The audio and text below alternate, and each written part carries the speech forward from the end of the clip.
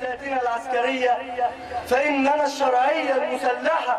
استدراكا ربما لوقوع كلمة انقلاب في مسامع الصغيرات بدا للعسكري ومن أرسله الحضور شخصيا لشرح الموقف، فكان حديث في الشرعية العسكرية.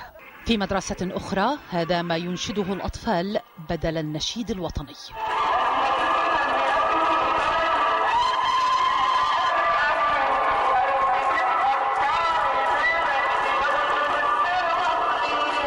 وإذ ينبغي بمصر كلها أن تغني على نغمة واحدة، تصدى الأمن بقنابل الغاز لصبية في مدرسة تظاهروا ضد الانقلاب. بدا ذلك مغايرا لصورة الجيش الحريص على الظهور بها بعدما صار كله تقريبا خارج الثكنات.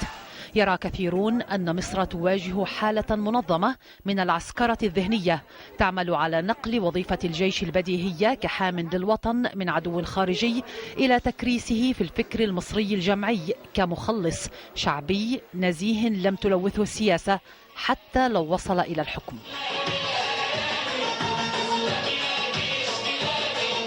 في مواجهة ذلك يظهر الشباب حالا من الوعي المتقدم تبدو معه الجهود لتطويع عقولهم عديمة النفع.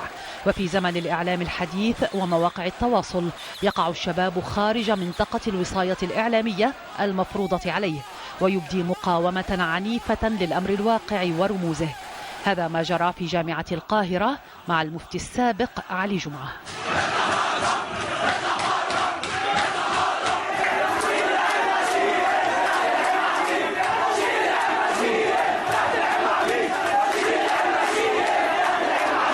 يأخذ الطلاب على جمعة مواقفه الداعمة للانقلاب. الجمعة الماضية تهجم على أهل كرداسة ووصفهم بأوصاف بذيئة، وقبل ذلك بارك الهجوم على اعتصام رابعة. عملوا إزالة بناء على إيه؟ على حكم قضائي، يبقى على حق.